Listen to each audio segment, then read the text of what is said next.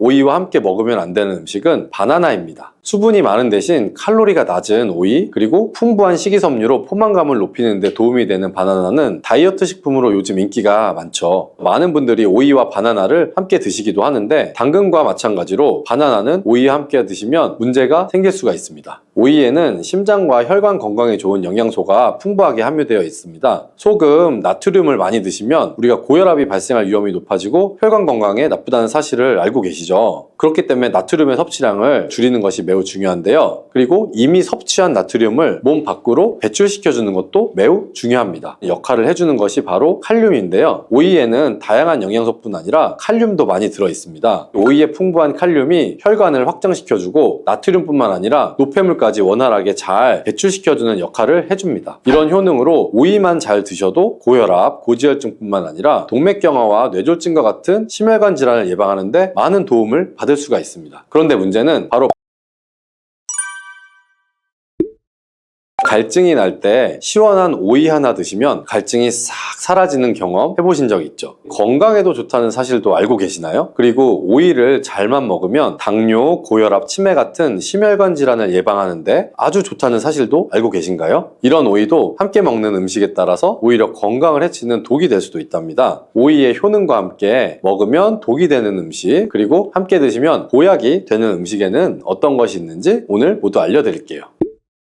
밥상에 반찬으로 많이 올라오는 오이지만 함께 드시면 오히려 해가 되거나 영양 성분을 제대로 흡수하지 못하게 하는 음식들이 있습니다. 첫 번째는 바로 당근입니다. 당근과 오이를 함께 먹으면 안 된다고 하니 놀라셨나요? 오이와 당근은 김밥에 항상 같이 넣기도 하고 다른 반찬에 같이 조리할 때도 많이 사용하는데요. 하지만 오이와 당근은 함께 먹게 되면 좋은 영양소를 흡수하지 못하게 됩니다. 오이의 95% 정도는 수분이고 나머지 5%에 다양한 비타민과 식이섬유, 무기질 등이 함유되어 있는데요. 오이 향기에 함유되어 있는 비타민C의 양은 하루 권장 섭취량의 15% 정도로 많은 양이 들어있는데요. 비타민C는 대표적인 항산화 물질로 활성산소를 제거해서 노화를 막아주고 피로회복과 면역력을 높여주는데 탁월한 효능을 발휘하는 성분이죠. 이뿐만 아니라 콜라겐의 생성을 돕고 피부를 맑게 만드는 데도 도움을 주는 성분이고요. 혹시 짐작이 가실까요? 그것은 바로 오이 껍질에 있는 엽록소입니다. 그런데 이렇게 좋은 오이 속의 비타민C를 당근과 함께 드시게 되면 하나도 드실 수가 없습니다. 당근에 들어있는 아스코르비나제라는 효소가 비타민C를 분해해서 파괴하기 때문인데요. 다만 한 가지 방법이 있긴 있습니다. 따로 먹는 것이 사실 최선이지만 오이와 당근을 꼭 함께 먹어야만 한다면 이 방법을 이용하시면 좋습니다. 당근을 약한 열에 살짝 볶아주시거나 레몬즙을 조금 뿌려서 드시면 되는데요. 당근의 아스코르비나제라는 효소는 열과 산성의 약한 성질을 이용하는 것입니다. 한 가지 기억하실 것은 오이의 비타민은 껍질 부분에 가장 많이 들어있기 때문에 꼭 껍질까지 함께 드시는 것이 좋습니다. 두 번째로 오이와 함께 먹으면 안 되는 음식은 바나나입니다. 수분이 많은 대신 칼로리가 낮은 오이, 그리고 풍부한 식이섬유로 포만감을 높이는 데 도움이 되는 바나나는 다이어트 식품으로 요즘 인기가 많죠. 많은 분들이 오이와 바나나를 함께 드시기도 하는데 당근과 마찬가지로 바나나는 오이와 함께 드시면 문제가 생길 수가 있습니다. 오이에는 심장과 혈관 건강에 좋은 영양소가 풍부하게 함유되어 있습니다. 소금, 나트륨을 많이 드시면 우리가 고혈압이 발생할 위험이 높아지고 혈관 건강에 나쁘다는 사실을 알고 계시죠. 그렇기 때문에 나트륨의 섭취량을 줄이는 것이 매우 중요한데요. 그리고 이미 섭취한 나트륨을 몸 밖으로 배출시켜주는 것도 매우 중요합니다. 역할을 해주는 것이 바로 칼륨인데요. 오이에는 다양한 영양소뿐 아니라 칼륨도 많이 들어있습니다. 오이의 풍부한 칼륨이 혈관을 확장시켜주고 나트륨뿐만 아니라 노폐물까지 원활하게 잘 배출시켜주는 역할을 해줍니다. 이런 효능으로 오이만 잘 드셔도 고혈압, 고지혈증뿐만 아니라 동맥경화와 뇌졸중과 같은 심혈관 질환을 예방하는 데 많은 도움을 받을 수가 있습니다. 그런데 문제는 바로 바나나에도 칼륨의 함량이 상당히 높다는 것이죠. 칼륨이 혈관 건강에 도움이 되는 것은 맞지만 과하게 섭취하게 되면 오히려 문제가 생기게 됩니다. 혈관 내에 칼륨의 농도가 높아지게 되면 근육과 신경이 과하게 이완되는 증상이 나타나서 근육이 마비가 될 수도 있고 손발이 저릴 수도 있으며 심하면 부정맥과 저혈압이 나타날 수도 있습니다. 그래서 앞으로는 오이와 바나나를 함께 드시기보다는 두세 시간의 간격을 두고 드시거나 다른 식사 시간에 드시기를 바랍니다. 세 번째로 오이가 건강을 해치는 경우는 오이를 장아찌로 드실 때입니다. 장아찌를 만들어 보신 분이라면 아시겠지만 소금이 정말 많이 들어가게 되는데요. 소금을 아예 안 먹는 것도 뭐 문제가 될 수는 있지만 우리나라 음식에는 소금이 여기저기 많이 들어간다는 것이 문제죠. 우리나라 사람들의 사망 원인 1위가 바로 위암입니다. 그리고 소금이 바로 위암을 일으키는 가장 큰 원인 중에 하나이고요. 소금이 우리 몸에 들어오면 삼투압 현상이 일어나서 혈관에 수분이 많이 들어오게 되고 혈관이 팽창하게 되며 혈압이 높아지고 심해지면 심장에도 문제가 발생하게 됩니다. 식사를 하실 때 이런 문제를 기억을 하셔서 웬만하면 소금이 많이 들어가는 조리법은 바꿔주시고, 그리고 오이를 드실 때도 소금에 절이지 않고 생으로 드시는 것이 좋습니다. 반면에 오이와 함께 드시면 보약이 되는 음식들도 있습니다.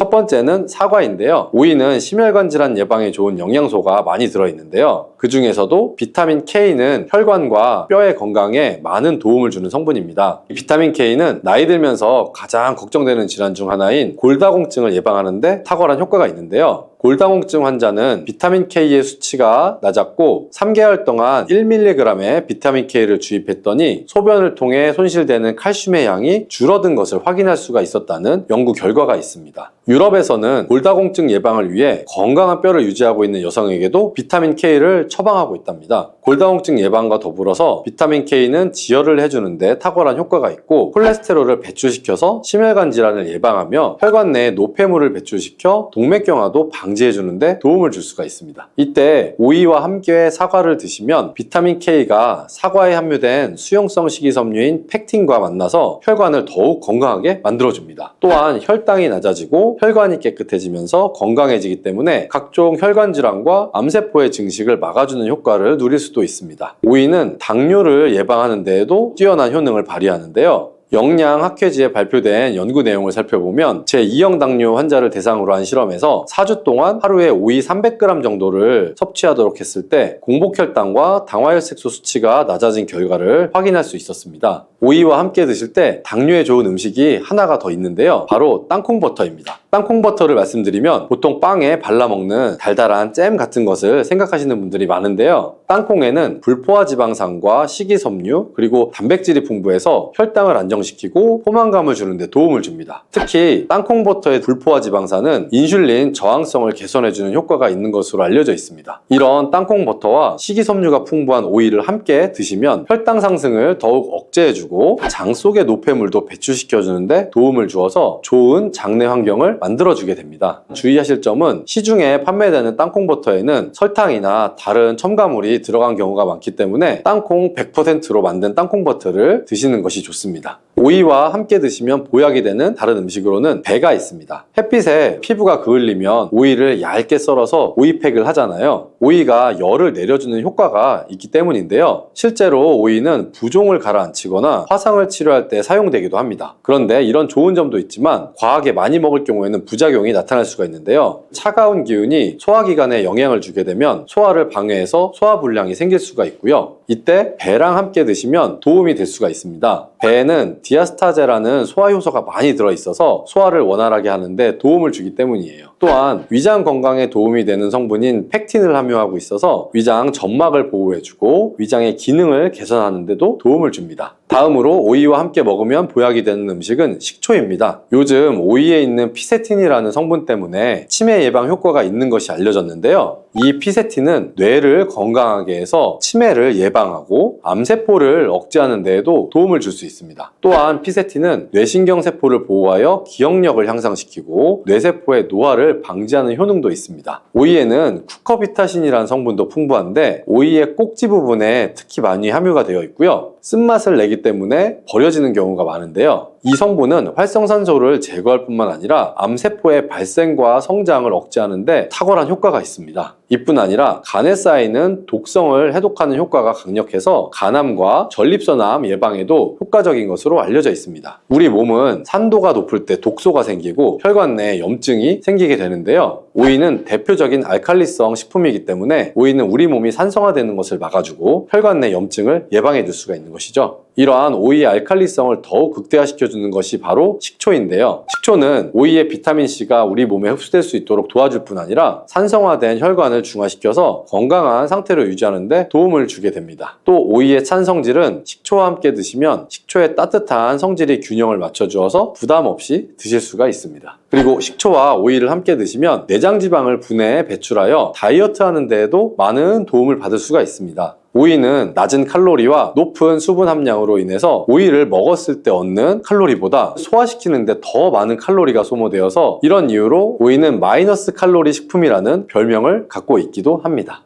이 양배추, 사과, 당근, 이 주스도 정말 많이 갈아 먹어요. 이 세 가지를 함께 갈아 드시면 정말 좋은 장수식품이 돼요. 당근은 혈액 생성을 촉진시키고 혈액순환을 원활하게 해서 눈 건강을 좋게 하는 효능이 있고, 사과는 피로를 회복시키고 기관지를 촉촉하게 해서 천식을 예방시키는 효과도 있잖아요, 배처럼. 또 세 가지 모두 식이섬유가 풍부해서 장 건강에 정말 좋은데 장 운동을 촉진하고 변을 묽게 해서 배변 활동에 도움을 주게 되죠. 이 세 가지를 함께 드시면 이런 효능들이 극대화돼서 정말 보약이나 다름없는 음식이 되죠. 그런데 생으로 드시라니까 혹시 농약이 걱정되시기도 하죠. 오늘 영상에서는 양배추가 농약 범벅이라는 소문이 있는데 정말 양배추가 농약 범벅인지 재배 과정을 한번 살펴보면서 알아볼게요. 양배추를 키울 때 농약을 많이 치는 거는 사실이에요. 여러분, 요즘 많이 드시는 양배추는 과연 어떻게 드시고 계신가요? 양배추가 건강에 좋다는 사실은 다들 알고 계시죠? 양배추는 특히 위 건강에 좋은 대표적인 채소로 알려져 있는데, 이 양배추를 이용한 위장약이 많이 만들어지는 만큼 위장에 좋은 영양소가 많이 함유되어 있어요. 양배추는 위장뿐 아니라 여러 가지 몸에 좋은 효능이 있는 풍부한 성분들이 함유가 되어 있는데, 근데 이런 양배추도 잘못 드시면 오히려 건강에 독이 될 수 있다는 사실 알고 계신가요? 먼저 양배추의 부작용과 양배추의 효능 세 가지, 그리고 양배추와 함께 먹으면 보약이 되는 음식과 먹는 방법까지 양배추에 대한 모든 것을 알려드릴게요. 이 양배추에는 칼륨, 칼슘, 비타민 C, 비타민 U, 식이섬유 정말 많은 성분을 함유하고 있죠. 근데 비타민 C는 들어봤는데 비타민 U? 이건 뭘까요? 사실 비타민 U는 비타민은 아니에요. 비타민 U는 그 S메틸메티오닌이라는 성분인데 궤양 치료에 효과가 좋다는 것이 알려지면서 비타민 U로 불러요. U는 그 궤양의 얼서 그 영어의 첫 글자 U를 가져와서 비타민 U라고 하는 것인데, 성분만 봐도 알 수 있듯이 양배추의 첫 번째 효능이 위장을 튼튼하게 한다는 거예요. 바로 위식도의 염증을 가라앉히는 데 효능이 있고, 위에 염증이 있어 빨갛게 헐어있는 분들이 있는데, 이런 분들은 공복에 명치 끝, 배 윗부분, 명치 있는 부분이 쓰리고 아픈 통증이 발생될 수 있죠. 이런 통증 원인이 염증 때문인데, 이 염증을 비타민 U, S메틸메티오닌이 완화시키는 데 도움을 주고, 비타민 U는 위점막에서 분비하는 호르몬인 이 프로스타글란딘의 생성을 촉진해서 위산으로부터 위벽을 보호해요. 또 위염과 위궤양도 억제해주는 작용을 같이 가지고 있고, 위암이 발생되는 것까지 예방하는 효능이 있죠. 또 비타민 U는 간의 해독작용에 중요한 역할을 하는 글루타치온의 생성을 촉진해서 활성산소를 제거해서 간세포의 손상도 예방할 수 있어요. 그래서 간 기능을 개선하는 데도 도움을 줄 수가 있죠. 사실 이 비타민 U는 십자화과 채소에는 풍부하게 함유가 되어 있어요. 십자화과 채소라면 뭐 양배추, 브로콜리, 배추부 등등이 포함되죠. 100g당 약 비타민 U가 함량이 약 배추에는 39mg, 무에는 11mg, 브로콜리에는 18mg, 양배추에는 무려 46mg로 이 십자화과 채소 중에서 가장 많은 함량이 들어있고, 양배추는 부위에 따라서도 비타민 U 함량이 달라져요. 푸른색의 겉잎, 하얀색의 속잎, 그리고 심지로 구성되는데 100g당 겉잎에는 26.1mg, 속잎에는 46.3mg, 심지에는 30.6mg 함유가 되어 있어요. 겉잎보다 속잎에 더 많이 함유가 되어 있죠. 과일은 껍질을 꼭 함께 제가 드시라고 누누이 말씀드렸는데, 양배추는 반드시 겉잎을 드셔야 될 필요는 없겠죠. 양배추의 두 번째 효능은 항암작용을 한다는 거예요. 그리고 양배추에는 항암작용이 뛰어난 글루코시놀레이트라는 성분이 풍부한데, 이 성분은 그 미로시나아제라는 효소에 의해서 설포라판과 인돌3카비놀이라는 성분으로 전환이 돼요. 이 인돌3카비놀은 호르몬의 균형을 조절해주는 효능이 있는데, 특히 에스트로겐 대사에 영향을 미쳐서 호르몬 균형을 조절하는 데 중요한 역할을 해요. 그래서 여성 호르몬 관련 건강 문제에 도움을 줄 수가 있죠. 또한 유방암이나 자궁경부암 발생을 억제하는 기능도 하고, 미국 미시건 주립 연구팀에서 발표를 한 적이 있어요. 실제로 양배추를 일주일에 3회 이상 섭취한 여성들이 일주일에 1회만 섭취한 여성에 비해서 유방암 발생률이 약 72%나 낮은 것으로 보고했고, 또한 글루코시놀레이트는 백혈구와 면역 단백질인 사이토카인 조율 능력이 굉장히 뛰어나서 방광암이나 유방암, 간암 등의 강력한 항암 효과를 보이는 것으로 알려져 있어요. 양배추의 세 번째 효능은 정말 중요한 효능인데 바로 몸에 진액을 보충해주는 효능이에요. 몸에 진액이 부족하면 아무리 좋은 약을 드셔도 효과를 못 봐요. 온몸 구석구석 질병에 걸릴 가능성이 높아져요. 이 몸의 진액이라고 하면 혈액이나 림프액, 조직액, 음식물 섭취 시 흡수되는 영양물질, 몸 안에 조직에서 분비되는 점액질, 호르몬, 우리 몸의 모든 생명을 유지하기 위해서 필요한 모든 체액이 바로 진액이에요. 몸 안에 수분 같은 것들은 전부 다 진액이라고 보시면 되는데 이 진액이 몸에 부족하면 여러 증상이 나타나요. 손발도 차고 저린 경우에 혈액순환이 잘 되지 않아 그런 증상이 나타나게 되고, 혈액순환이 문제가 바로 그 혈액순환에 진액이 부족해서 그런 증상이 나타나는 경우도 굉장히 많고, 또 이 수분이 충분해야 손발 끝까지 혈액순환이 원활하게 될 수가 있는 건데 기관지에 진액이 부족하게 되면 또 당연히 기관지도 건조해지고, 그렇게 되면 외부에서 먼지 같은 이물질이 들어오면 기관지는 다이렉트로 자극을 강하게 느껴 기침이 나고 칼칼하고 목소리도 잘 나지 않은 현상도 나오고, 위에 진액이 부족하면 위장의 조직들이 수축되는 현상으로 또 위축적 위험도 나타날 수가 있고, 심장의 진액이 부족하면 심장에 열이 오르고 심장박동도 빨라질 수 있고, 나이가 들면 또 관절이 점점 뻣뻣해지고 입도 바짝바짝 마르는 증상도 많이 나타나고 있고, 그리고 또 목, 어깨 등의 근육이 뭉쳐 통증이 나타나는 이유도 몸 안에 진액, 수분이 부족하기 때문이고, 굉장히 다양해요. 진액이 부족해서 나타나는 현상들은. 근데 수분이 부족하면 우리는 물을 마시면 해결되지 않을까? 물론 물을 마시면 몸에 대부분 수분이 보충되긴 하지만 대부분 소변이 빠져나가게 되죠. 소변으로. 마신 물이 몸속 구석구석 스며들게 돼서 몸에 진액을 보여주려면 물만 마셔서는 절대 해결이 되지 않아요. 물이 우리 몸에 들어왔을 때 몸속에 잡아들 수 있는 힘이 부족한데 이런 역할을 하는 것이 양배추예요.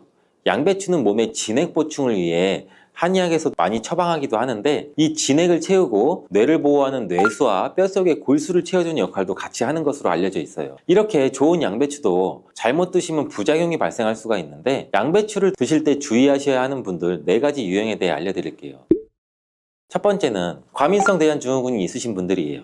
양배추에 함유된 특정 당분이 가스를 생성하게 되는데, 이 과민성 대장증후군이 있는 분들이 양배추를 드시면 장이 팽창되고 복부팽만이 일어나서 설사를 유발하게 될 수도 있어요. 두 번째는 이 위축성 위염, 장상피 화생이 있는 분들이에요. 위장 점막이 위축돼 있고 변성이 심한 경우인데, 이런 분들은 양배추가 몸에 잘 맞지 않을 수가 있어요. 이런 분들이 양배추를 드시면 오히려 속쓰림이 심해질 수가 있는데, 공복 속쓰림에는 양배추가 도움이 될 수 있지만 식후에 속쓰림이 있으신 분들이라면 또 위장 점막에 문제가 있을 가능성이 있으니 양배추를 적당히 드시길 바라고, 세 번째는 갑상선 기능이 저하된 분이에요. 이런 분들은 양배추를 드실 때 절대 생으로 드시지 마시고 살짝 쪄서 드시길 바래요. 그렇다고 양을 많이 드시면 안 되고 한 번에 드실 때 약 150g 정도로 일주일에 한두 번 정도만 드시기를 추천드려요. 왜냐면 이 양배추에는 고이트로젠이라는 성분이 많이 포함되어 있는데, 이 성분은 갑상선의 기능을 방해하게 돼요. 양배추를 지속적으로 드시면 갑상선 문제를 유발할 수도 있죠. 근데 이 고이트로젠에 열을 가하면 이 성분이 비활성화가 되기 때문에 쪄서 드시라는 거예요. 다만 갑상선에 문제가 전혀 없는 분들이라면 양배추를 생으로 조금씩 드시는 것도 괜찮죠. 양배추에는 이 설포라판이라는 성분이 있는데, 이 성분은 강력한 항암이나 항산화 작용을 하는 좋은 성분인데, 양배추에 열을 가하게 되면 이 성분은 다 사라져요. 그러니 갑상선에 문제가 없으신 분들은 양배추를 그냥 생으로 드셔서 양배추의 좋은 효능을 통해 건강을 챙기시길 바래요. 네 번째는 고혈압이나 뇌경색 등의 문제로 이 아스피린과 같은 혈전 용해제 같은 약을 복용하시는 분들인데, 왜냐면 양배추에는 비타민 K라는 성분이 들어있는데, 비타민 K는 지혈작용을 하는 기능이 있어요. 이 지혈작용이 뭘까요? 혈액을 말 그대로 빨리 굳게 만드는 거죠. 근데 이 혈액을 묽게 만드는 약을 드시는 분들이 양배추를 드시게 되면 비타민 K와 충돌하게 되어 복용하시는 약의 효과를 떨어뜨리거나 다른 부작용을 일으킬 수가 있을 가능성이 있어요. 그렇다면 양배추를 드실 때 어떻게 먹는 것이 가장 좋을까요? 정답은 바로 양배추를 그냥 생으로 드시는 게 가장 좋아요. 왜냐하면 비타민 U나 C와 같은 좋은 성분들은 열에 약해서 이 조리 과정으로 인해서 파괴가 되기 때문인데, 양배추는 생으로 드시기 참 그래도 어렵잖아요. 그래서 양배추를 생으로 드실 수 있는 방법을 알려드릴게요. 갈아서 주스로 드시면 돼요. 이때 양배추만 갈아 드시면 맛이 굉장히 없잖아요. 양배추와 함께 갈아 드시면 맛도 좋고 보약이 되는 음식 3가지를 제가 바로 알려드릴게요. 저희 집도 아침마다 주스를 정말 많이 갈아서 먹는데, 이 양배추, 사과, 당근 이 주스도 정말 많이 갈아 먹어요. 이 3가지를 함께 갈아 드시면 정말 좋은 장수식품이 돼요. 당근은 혈액 생성을 촉진시키고 혈액순환을 원활하게 해서 눈 건강을 좋게 하는 효능이 있고, 사과는 피로를 회복시키고 기관지를 촉촉하게 해서 천식을 예방시키는 효과도 있잖아요, 배처럼. 또 세 가지 모두 식이섬유가 풍부해서 장 건강에 정말 좋은데, 장 운동을 촉진하고 변을 묽게 해서 배변 활동에 도움을 주게 되죠. 이 세 가지를 함께 드시면 이런 효능들이 극대화돼서 정말 보약이나 다름없는 음식이 되죠. 그런데 생으로 드시라니까 혹시 농약이 걱정되시기도 하죠. 오늘 영상에서는 양배추가 농약 범벅이라는 소문이 있는데, 정말 양배추가 농약 범벅인지 재배 과정을 한번 살펴보면서 알아볼게요. 양배추를 키울 때 농약을 많이 치는 것은 사실이에요. 지금 보고 계신 것이 약 40일 정도 된 양배추예요. 모공이 되는 사이즈죠. 이때부터 농약을 많이 치게 돼요. 다음으로 60일 정도 된 양배추이고, 이때도 우리가 알고 있는 양배추의 모양은 아니죠. 아직 더 많이 자라야 돼요. 다음은 100일 정도 재배된 양배추예요. 입이 생각보다 크죠. 양배추의 모양은 보통 동그라니 공처럼 생겼는데, 이것은 꼭 다른 채소처럼 생겼어요. 120일 정도 되면 이렇게 자라는데, 가운데 보이시나요? 가운데 동그랗게 생긴 거 있죠. 이것은 결구라고 하는데, 공처럼 생겼다고 해서 결구예요. 이것이 결국 우리가 먹는 양배추인데, 이 결구를 겹겹이 싸고 있는 잎이 있기 때문에 농약을 아무리 많이 쳐도 우리가 먹는 양배추에는 농약이 많이 닿질 않아요. 농약뿐 아니라 다른 이물질도 많이 묻지 않는데, 양배추에 농약을 많이 쓰는 건 맞지만 보시다시피 농약이 묻은 잎은 다 제거하고 결국 결구만 유통되기 때문에 양배추의 농약은 많이 묻어있지 않아요. 그뿐 아니라 결구가 생길 때쯤이면 벌레가 거의 없기 때문에 농약도 더 이상 치지 않는다고 해요. 이렇게 결구가 생기고 20일 정도 더 키우면 우리가 먹는 양배추 크기가 되는데, 이때 양배추를 수확해서 겉에 농약 묻은 잎은 다 잘라내고 깨끗한 결구만 유통이 되는 거죠. 이제 조금이나마 안심하고 양배추를 드셔도 되겠죠. 혹시나 그래도 걱정되신다면, 농약은 수용성 성분이기 때문에 양배추를 물에 5분 정도 담가 두었다가 흐르는 물에 씻으면 농약을 제거할 수 있으니 걱정하지 말고 드셔도 돼요. 상추는 찬성질을 가지고 있어 열을 내려주는 효과가 있어요. 바로 두피에 열을 내려줄 수가 있다는 건데, 두피 열을 내려주고 상추의 항산화 물질인 베타카로틴이 활성산소를 제거해주고 혈액순환이 잘 되도록 도와주게 돼요. 이런 효능이 모낭에 필요한 영양성분 공급을 원활하게 해줘 머리카락을 건강하고 빠지지 않게 잡아주고 머리 결도 좋게 해주는 거예요. 밤잠 설치시는 분들도 계시죠. 상추를 먹으면 졸리다는 말은 한 번쯤은 들어보셨을 거예요. 이 상추에는 락토카리움 성분이 들어있는데, 이 성분은 수면 유도, 진정, 최면 효능에 있어 불면증을 개선하는 데에도 도움을 줄 수가 있어요. 락토카리움 성분뿐 아니라 숙면 호르몬이라고 알려진 멜라토닌이라는 성분도 상추에 많이 함유되어 있어 불면증 개선에 도움을 주는데, 락토라리움 성분은 상추 잎보다는 많이 함유가 되어 있어 불면증 치료를 위해서 상추를 드시려면 차로 끓여 드시면 효과를 볼 수 있을 거예요. 상추는 입으로도 상추차를 끓여 드릴 수가 있는데, 지금부터 말씀드리는 내용 중 하나라도 해당이 되는 분이라면 집중해 주세요. 상추에는 이 비타민 AC뿐만 아니라 엽산, 칼슘, 식이섬유 등의 다양한 영양소가 있어서 건강에 아주 좋은 식물이죠. 부작용이 거의 없는 채소라고 알고 있지만 먹는 방법에 따라서 오히려 건강을 해칠 수도 있다는 사실 알고 계신가요? 어떻게 먹고 무엇과 먹느냐에 따라서 상추의 효능은 완전히 달라질 수가 있는데, 지금부터 상추의 효능에는 어떤 것이 있고 먹을 때 주의할 점과 함께 드시면 보약이 되는 음식까지 상추에 대한 모든 걸 알려드릴게요.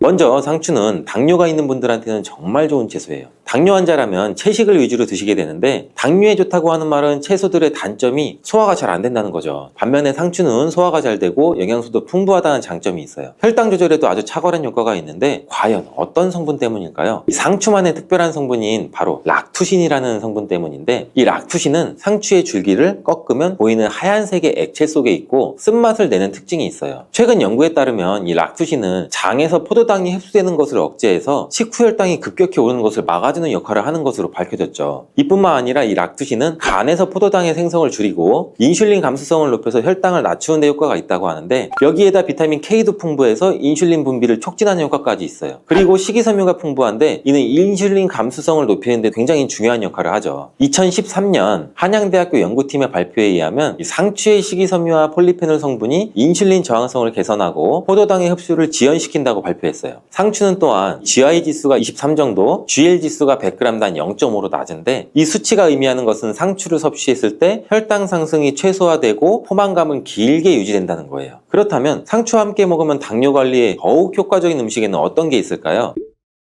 요즘 들어 부쩍 유명해진 과일이죠. 바로 아보카도예요. 불포화 지방산이 풍부한 아보카도는 인슐린 감수성을 높이는 데 도움을 주고, 풍부한 식이섬유는 콜레스테롤 수치를 낮춰주고 혈당 조절에 폭발적인 시너지 효과를 나타내요. 계란도 상추와 함께 먹으면 좋은데, 계란에는 질 좋은 단백질과 각종 영양 성분이 풍부하죠. 혈당도 천천히 오르게 하고 혈당을 오랜 시간 안정적으로 유지하는 데 도움을 주죠. 계란의 단백질은 포만감을 오래 유지해주고 과식도 막아주고 간에서 포도당의 생성을 줄여주는 효과도 있어 당뇨에 많은 도움을 줄 수 있어요. 상추와 만나면 이런 효과는 시너지를 발생되게 되는데, 상추, 아보카도, 계란을 함께 넣은 샐러드를 드신다면 혈당 잡는 최고의 요리라고 할 수 있죠. 피부가 칙칙하고 주름이 늘어나고 있는 분들도 집중해주세요. 상추가 피부에 굉장히 좋은 효과를 갖고 있는데, 상추에는 이 비타민 A와 C가 풍부해요. 비타민 A를 다른 말로 레티놀이라고 하는데, 레티놀이 뭐냐면 대부분의 화장품의 원료로 사용되는 성분이에요. 그만큼 피부에 좋다는 거죠. 이 레티놀은 피부 아래쪽의 콜라겐이나 엘라스틴 등의 탄력 섬유를 증가시키는 효능을 가지고 있고, 비타민 C도 콜라겐 생성에 관여하는 아주 중요한 성분이기 때문에 비타민 C가 몸속에 부족하면 피부의 탄력이 떨어지고 주름도 늘어나게 되는 거죠. 그리고 자외선 때문에 피부가 많이 손상이 되는데, 이런 자외선으로부터 손상되는 것을 막아주는 역할을 비타민 C가 해주죠. 멜라닌 색소의 생성도 억제해주기 때문에 칙칙한 피부를 밝게 만들어주는 미백 효과도 볼 수 있고, 피부 미백에 도움을 주는 약재 중에 상엽이라고 있는데, 이 상엽은 뽕나무 잎이에요. 뽕나무 잎이 항염증 작용도 좋고 피부 미백 효과도 뛰어나기 때문에 상추와 뽕나무 잎을 함께 차로 끓여 드시면 피부 건강에도 큰 도움을 받을 수가 있죠. 상추에 락투신이라는 성분이 당뇨에 좋다고 했잖아요. 근데 이 성분이 또 두통을 진정시켜주는 데도 효과가 좋아요. 머리가 지끈지끈 아픈 분들이 상추를 드시면 도움을 받을 수 있는데, 의학의 아버지 히포크라테스가 환자를 수술할 때 상추를 먼저 먹이고 수술을 했다는 기록도 있대요. 상추 안에 락투신 성분이 마취제가 없던 시절에 수술받는 환자의 고통을 줄여주는데 도움을 주기도 했다는 거죠. 이런 락투신은 염증으로 인한 통증을 줄여주고 두통을 완화시켜주기도 하는데, 특히 열이 오르면서 통증이 발생되는 두통을 개선하는데 효능이 탁월하다고 해요. 또한 상추는 눈 건강에도 도움이 되고, 상추에는 루테인, 비타민 A, 베타카로틴이 풍부하기 때문이죠. 루테인은 영양제로도 많이 드시고 계시잖아요. 눈 건강에 도움을 주는 대표적인 영양소가 바로 이 루테인인 건 알고 계실 거예요. 눈이 노화가 진행되면 황반색소의 밀도가 감소되기 때문에 루테인이 황반색소 밀도를 유지하는 데 도움을 주고 황반 변성도 예방해서 로놉신의 생성을 도와주기 때문에 시력도 좋아지게 해줍니다. 또한 이 베타카로틴은 활성산소를 제거해서 눈의 노화를 예방하고 비타민 A로 전환돼서 눈의 점막을 건강하게 유지하도록 도움을 줄 수가 있고요. 또 야맹증, 안구건조증 등의 안구질환도 예방하는 데에도 많은 도움을 줘 눈 건강에 필수적인 영양소죠. 열이 머리로 올라가게 되면 두피가 건조해지고 비듬도 많이 생기게 되고 두피에 염증도 발생되죠. 또 모낭에 영양분이 충분히 공급되지 못하고 머리카락을 잘 잡아주지 못해 탈모가 일어나게 되는데, 이럴 때는 두피의 상태를 건강하게 만들어줘야 탈모를 방지할 수가 있죠. 상추는 찬성질을 가지고 있어 열을 내려주는 효과가 있어요. 바로 두피에 열을 내려줄 수가 있다는 건데, 두피 열을 내려주고 상추의 항산화 물질인 베타카로틴이 활성산소를 제거해주고 혈액순환이 잘 되도록 도와주게 돼요. 이런 효능이 모낭에 필요한 영양성분 공급을 원활하게 해줘 머리카락을 건강하고 빠지지 않게 잡아주고 머리 결도 좋게 해주는 거예요. 밤잠 설치시는 분들도 계시죠. 상추를 먹으면 졸리다는 말은 한 번쯤은 들어보셨을 거예요. 이 상추에는 락투카리움 성분이 들어있는데, 이 성분은 수면 유도, 진정, 최면 효능에 있어 불면증을 개선하는 데에도 도움을 줄 수가 있어요. 락투카리움 성분뿐 아니라 숙면 호르몬이라고 알려진 멜라토닌이라는 성분도 상추에 많이 함유되어 있어 불면증 개선에 도움을 주는데, 락투라리움 성분은 상추 잎보다는 상추 대에 더 많이 함유가 되어 있어 불면증 치료를 위해서 상추를 드시려면 상추 대를 차로 끓여 드시면 효과를 볼 수 있을 거예요. 상추는 입으로도 상추차를 끓여 드릴 수가 있는데, 제가 방법을 한번 알려드릴게요. 첫 번째는 건조되지 않은 상추를 끓는 물에 넣고 상추를 우려서 그 물을 차로 드시는 방법이 있어요. 따뜻하게 드셔도 되고 냉장고에 보관하셨다 드셔도 돼요. 두 번째 방법은 상추 잎을 건조시킨 후 기름을 두르지 않은 팬에 한번 섞어주시면 되는데, 이때 상추잎이 바스락 부서질 거예요. 부서진 상추잎을 다시팩 같은 곳에 소분해 두셨다가 차로 우려서 드셔도 되고, 큰 통에 담아 주셨다가 마실 때마다 커피를 내리는 것처럼 거름종이에 걸러서 뜨거운 물로 우려 드셔도 돼요. 상추의 종류에 따라서 이 락투카리움 성분의 함량이 다른데, 요즘엔 쓴맛을 제거한 계량종이 많아 이 락투카리움 성분이 상당히 적게 함유가 되어 있다고 해요. 아무 상추 하나 드시면 효과를 볼 수 없고, 전남 농업기술원에서 개발한 품종인 흑카랑이라는 향추가 있는데, 일반 상추에 비해서 락투카리움 함량이 124배나 높다고 해요. 수면 개선을 위해 상추를 드실 분들은 흑카랑을 구매해서 드시면 효과를 볼 수가 있겠죠. 장이 안 좋은 분들한테도 상추는 많은 도움이 되는데, 상추에는 수분이 풍부하고 식이섬유와 마그네슘이 많아 수분이 없어 단단해진 변도 부드럽고 묽게 만들어 배변 활동에도 도움이 돼요. 장이 건강하지 않아 장에 독소가 쌓이게 되면 그 독이 위로 올라와 얼굴에 나타나게 돼서 얼굴에 여드름 같은 뾰루지가 생기고 피부가 어두워지는 증상도 나타날 수가 있어요. 상추에는 배변 활동을 활발하게 하는 식이섬유뿐만 아니라 엽산도 풍부의 대장의 염증을 줄여주는 효과도 있어요. 그리고 비타민 K, 엽산, 루테인이 함께 작용해서 이 염증뿐 아니라 대장암을 예방하는 데에도 효능을 발휘하게 되는데, 풍부한 엽산은 혈액을 생성하는 데에도 도움을 주지만 손상된 세포 DNA를 복구하는 효능이 있어 암을 예방할 수도 있어요. 식이섬유는 장내에 쌓인 노폐물을 흡착해서 몸 밖으로 배출해주죠. 또 염증도 제거해줘서 장을 건강하게 해주는 거죠. 상추는 뼈 건강에도 도움이 된다는 보고가 있는데, 미국의 캘리포니아 주립대학교에서 우주인을 위한 유전자 조작 상추를 만들었대요. 사람이 우주에 가게 되면 중력이 없기 때문에 골밀도의 손실이 심하게 일어나잖아요. 한 달에 1% 정도씩 줄어든다고 하는데, 유전자 조작된 상추를 먹으면 이런 현상을 막아줄 수가 있대요. 이 상추에는 뼈 생성을 촉진하는 부갑상선 호르몬 유전자가 들어있는데, 유전자 조작이 되지 않은 상추에도 칼슘이 많이 들어있어 골다공증 예방에도 도움을 줄 수가 있어요. 두부와 함께 드시면 이 효과는 배가 되는데, 두부에는 이소플라본이라는 성분이 많은데 상추의 칼슘이 몸속에 흡수되는 것을 도와줘 골다공증을 예방하는 효과를 극대화시켜주죠. 상추를 드실 때는 주의할 점이 별로 없지만 이것만은 꼭 기억하세요.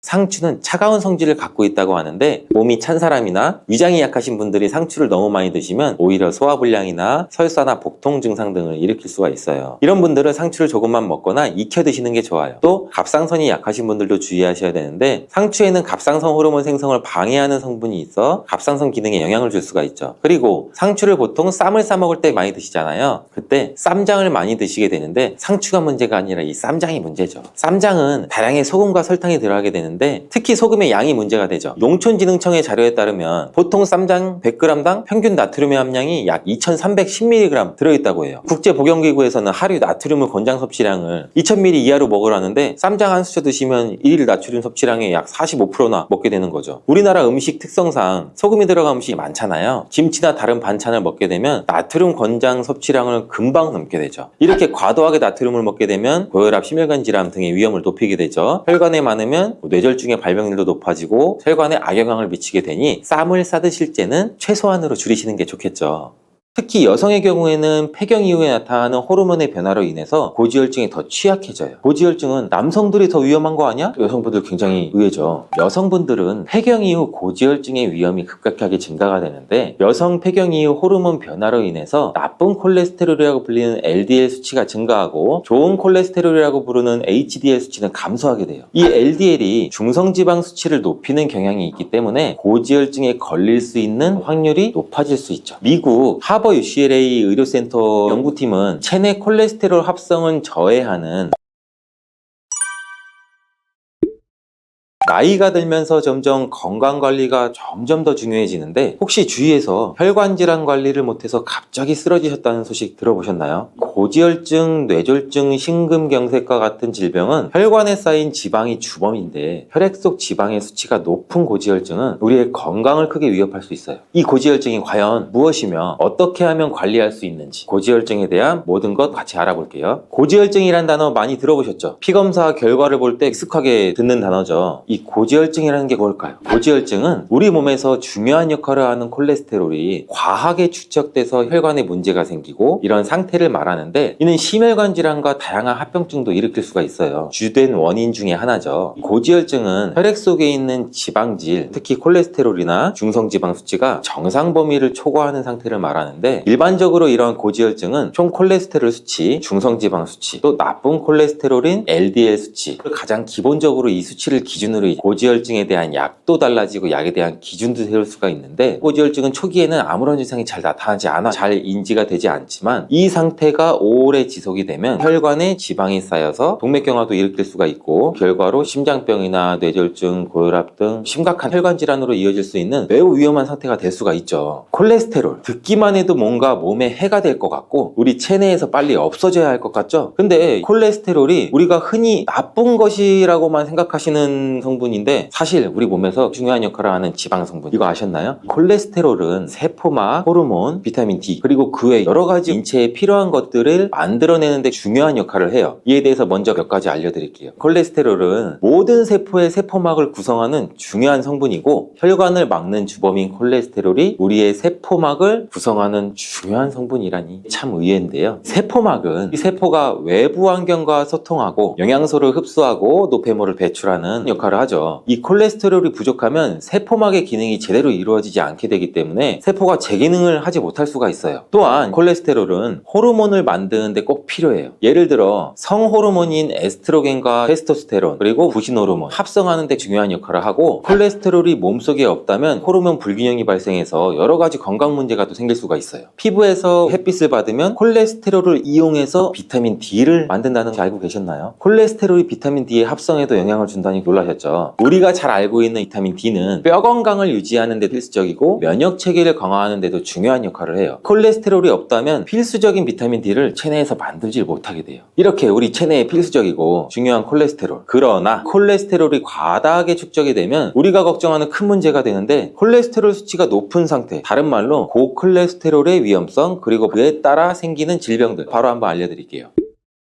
고콜레스테롤은 단순히 숫자상으로 높을 뿐만 아니라 실제로 혈관 건강에 심각한 영향을 미칠 수 있다는 거 다들 알고 계시죠? 고지혈증이 지속이 되면 혈관에 지방이 축적되어 혈관이 좁아지고 딱딱해지고 결국 동맥경화증이 발생하게 되는데, 동맥경화증은 혈관이 딱딱해지고 좁아져서 혈액이 원활하게 흐르지 않게 만드는 질환이에요. 이로 인해서 발생할 수 있는 위험질환 3가지 바로 알려드릴게요. 첫 번째는 심장병이고, 심장병은 고지혈증과 매우 밀접한 관련이 있어요. 고지혈증은 심장병의 발병에 아주 큰 영향을 주는데, 이로 인해서 혈관벽에 지방이 축적되면 혈관이 좁아지거나 막히게 된다는 거 알고 계시죠? 혈액의 흐름이 원활하지 않게 되고, 이로 인해서 심장에 산소 공급도 부족해지고 결국엔 심장마비, 협심증, 심근경색, 심혈관 질환이 발생할 수 있죠. 고지혈증이 유발할 수 있는 질환 두 번째는 뇌졸중이에요. 뇌졸중에는 뇌의 혈액이 제대로 공급되지 않을 때 발생될 수 있는데, 고지혈증으로 인해 혈관이 좁아지거나 막히게 되면 뇌로 가는 혈액이 차단될 수가 있겠죠. 그렇게 되면 뇌졸중의 발생 위험도 높아지고,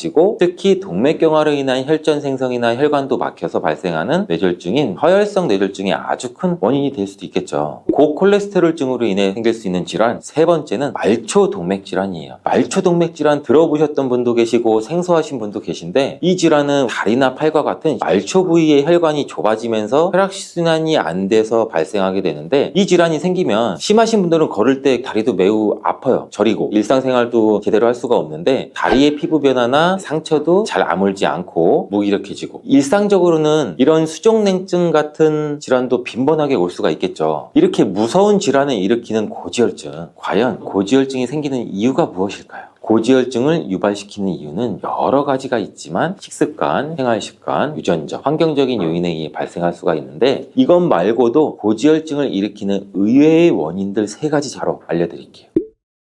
첫 번째, 나이와 성별이에요. 우리가 흔히 얘기하는 가족력이라고 얘기하는 유전적 요인 말고도 자연스럽게 나이가 들면서 고지혈증의 위험이 커져요. 이는 호르몬의 변화, 대사율 감소, 그리고 혈관의 탄력성 감소 등의 이유로 발생하게 되는데, 특히 여성의 경우에는 폐경 이후에 나타나는 호르몬의 변화로 인해서 고지혈증이 더 취약해져요. 고지혈증은 남성들이 더 위험한 거 아니야? 여성분들 굉장히 의외죠. 여성분들은 폐경 이후 고지혈증의 위험이 급격하게 증가가 되는데, 여성 폐경 이후 호르몬 변화로 인해서 나쁜 콜레스테롤이라고 불리는 LDL 수치가 증가하고 좋은 콜레스테롤이라고 부르는 HDL 수치는 감소하게 돼요. 이 LDL이 중성지방 수치를 높이는 경향이 있기 때문에 고지혈증에 걸릴 수 있는 확률이 높아질 수 있죠. 미국 하버 UCLA 의료센터 연구팀은 체내 콜레스테롤 합성은 저해하는 스타틴 계열의 약물을 복용하고 있는 폐경기 여성 579명을 대상으로 심혈관 질환 발병률을 추적 관찰했대요. 폐경 이후 여성 호르몬의 급격한 감소로 인해서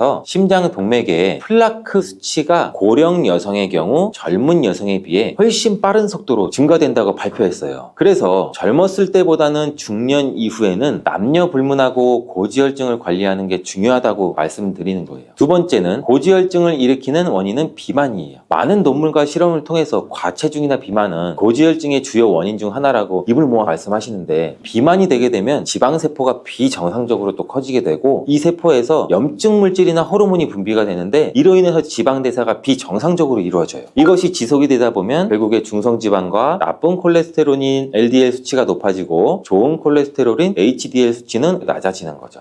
또한 비만은 인슐린 저항성도 증가시키게 돼서 혈액 내 혈당에 대한 인슐린의 반응이 잘 안 된다. 쉽게 설명드릴 수가 있는데 이게 혈당 조절 문제도 일으키게 되고 콜레스테롤 중성지방 농도도 급혀서 지방이 간에 축적이 돼서 지방간과 같은 증상도 일으킬 수가 있겠죠. 고지혈증을 막기 위해서는 체중 관리가 필수라는 거 잘 아셨죠? 고지혈증에 악영향을 주는 세 번째 원인, 흡연과 음주예요. 담배는 백해무익이라고 하잖아요. 세계적으로 금연 캠페인도 많이 하고 있고 혈관 질환을 예방을 위해서는 이 두 가지는 꼭 끊던지 줄이시는 게 좋은데 흡연과 음주는 고지혈증에 안 좋은 습관이에요. 흡연은 혈관도 수축시키고 나쁜 콜레스테롤인 LDL 수치도 높이면서 좋은 콜레스테롤인 HDL 수치도 감소시키는 원인이 되고 흡연은 혈관벽도 손상시키고 동맥경화증도 유발시킬 수 있고 심장병, 뇌졸중 나쁜 거를 마시고 계시잖아요. 또한 음주도 중성지방도 높일 수 있고 고지혈증도 일으킬 수가 있고 체중 증가에도 영향을 미칠 수가 있고 위에서 말한 비만으로 인해서 악영향을 줄 수가 있죠. 이렇게 위험한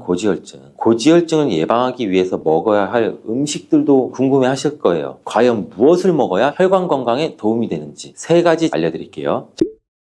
첫 번째는 올리브유예요. 올리브유는 고지혈증 관리에 매우 유익한 음식인데 기름이 혈관 건강에 도움을 준다니 신기하죠. 이 올리브유는 혈관을 건강하게 유지하고 혈중 콜레스테롤 수치를 개선하는 데 도움이 돼요. 올리브유는 불포화 지방산이 풍부하고 우리 몸에 안 좋은 콜레스테롤의 수치도 낮춰주고 좋은 콜레스테롤인 HDL 수치도 높이는 데 도움을 줘요. 특히 모노불포화 지방산이 풍부한 올리브유는 심혈관 건강에 좋은 영향을 줘요. 올리브유는 튀김을 할 때 사용하기에는 적절하지 않아요. 샐러드나 드레싱, 구운 음식에 사용하면 좋고 모든 음식이 그러하듯이 올리브유 또한 과유불급, 과도하게 섭취하면 칼로리가 높아질 수도 있고 적당량, 좋은 품질의 올리브유를 사용하는 것을 추천해 드릴게요. 고지혈증에 좋은 음식 두 번째는 생강이에요. 생강은 혈액순환을 촉진하고 콜레스테롤 수치를 낮추는 데 효과적인 거 알고 계셨나요? 생강은 항염증 및 항산화 성분이 풍부하다는 거 많이 들어보셨을 텐데 이러한 생강의 성분으로 인해서 고지혈증도 개선되는 데 도움을 많이 줘요. 생강은 또한 혈액순환도 개선해주고 이로 인해 콜레스테롤 수치도 관리하는데 도움을 줄 수 있고 심혈관 질환 예방에도 도움을 주는 성분을 가지고 있어요. 또 생강은 혈당도 안정화시키고 체중 관리에도 좋은 영향을 주는데 이렇게 몸에 좋은 생강은 차로 마시거나 생강을 얇게 썰어 생으로 먹거나 생강즙도 만들어 드시는 것도 좋은 방법이에요. 심혈관 질환을 예방하는 데 좋은 음식 세 번째는 다시마예요. 여러분 다시마 좋아하시나요? 저는 다시마에 초고추장을 살짝 찍어 먹는 것을 좋아하는데 이렇게 맛있는 다시마는 식이섬유와 미네랄이 풍부하고 혈압을 낮추는 데에도 도움을 주고 또 콜레스테롤 수치를 조절하는 데에도 매우 좋아요. 이러한 다시마는 알긴산이라는 성분이 포함되어 있어서 이 알긴산은 장에서 콜레스테롤 흡수를 억제해서 혈액 속의 콜레스테롤 수치를 개선해주는 효능도 있다는 사실 꼭 기억해 주세요. 이렇게 고지혈증을 예방하는 데 좋은 음식들을 알아보았는데 몸에 좋은 것이 있다면 나쁜 것도 있겠죠. 사실 몸에 좋은 것을 먹는 것도 중요하지만 더 중요한 것은 몸에 안 좋은 것을 잘 알고 피하고 줄이는 게 필수죠. 혈관 건강을 위해서 꼭 피해야 할 음식을 두 가지 빠르게 알려드릴게요.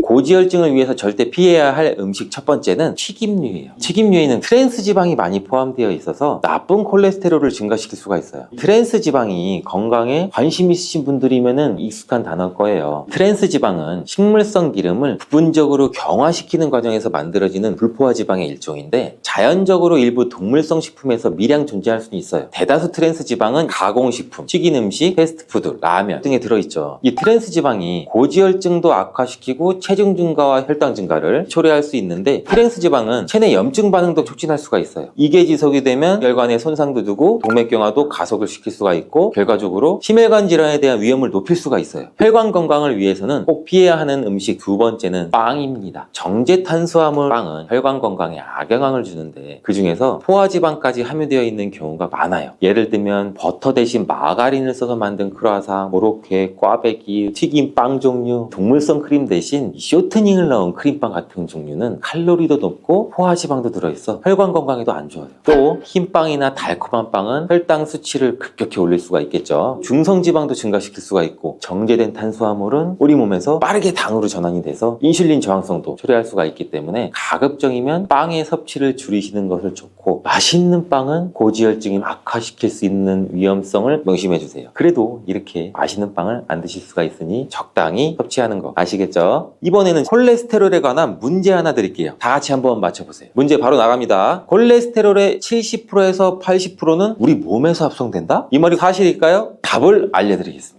네, 맞습니다. 인체에서 콜레스테롤의 약 80%는 체내에서 합성이 돼요. 정답을 알고 놀라시는 분들도 많으셨을 거예요. 우리 몸에 간에서 콜레스테롤이 합성이 되는데 이는 우리가 먹는 음식에서만 공급이 되는 것이 아니라 체내에서 자체적으로 생산이 된다는 뜻이에요. 콜레스테롤을 합성하는 주요 경로는 간에서 이루어지고 이 과정은 유전자와 호르몬 등등의 영향을 받아요. 그렇다면 우리가 먹는 것은 콜레스테롤 수치에 별 영향이 없으면 아무렇게나 막 먹어도 괜찮나요? 당연히 아니겠죠. 콜레스테롤은 우리 간에서 주로 합성이 되지만 그럼에도 불구하고 우리가 음식에서 섭취하는 콜레스테롤인 식이콜레스테롤도 일정 부분 영향을 미치겠죠. 예를 들어 고지방 음식을 많이 먹으면 체내 콜레스테롤 합성량이 증가할 수가 있고 이러한 넘치는 콜레스테롤이 혈관에 쌓여서 심혈관 질환의 위험도 높이는 거죠. 그렇지만 식이콜레스테롤이 체내 콜레스테롤 합성에 미치는 영향은 사람마다 다를 수가 있겠죠. 그래서 위에 소개해드린 혈관 건강에 좋은 음식과 나쁜 음식을 꼭 기억하시고 좋은 식습관과 운동으로 체내 콜레스테롤 합성을 억제하는 방향으로 관리하는 게 좋다는 거 꼭 명심해 주세요. 이 외에도 스트레스 관리는 고지혈증을 예방하는 데도 매우 큰 영향을 주는데 스트레스에 장기간 지속되거나 장기간 노출되면 신체의 여러 시스템에 부정적인 영향을 미치게 돼서 심혈관 건강에도 영향을 미치게 돼요. 스트레스를 받게 되면 신체는 스트레스 호르몬인 코르티솔과 아드레날린을 분비하게 되는데 이러한 호르몬들이 혈당과 지방 대사를 변화시키죠. 특히 이 코르티솔은 간에서 지방과 콜레스테롤을 합성하는 과정을 촉진을 시키고 이로 인해서 혈중 콜레스테롤 수치도 높아지고 중성지방도 증가될 수가 있죠. 또한 코르티솔은 인슐린 저항성도 유발할 수 있어 고혈당과 고지혈증을 악화시킬 수가 있으니 고지혈증 없이 건강하게 지내려면 스트레스를 최대한 피해 매일매일 즐겁게 생각하고 즐겁게 지내려고 노력하는 거 잊지 마세요.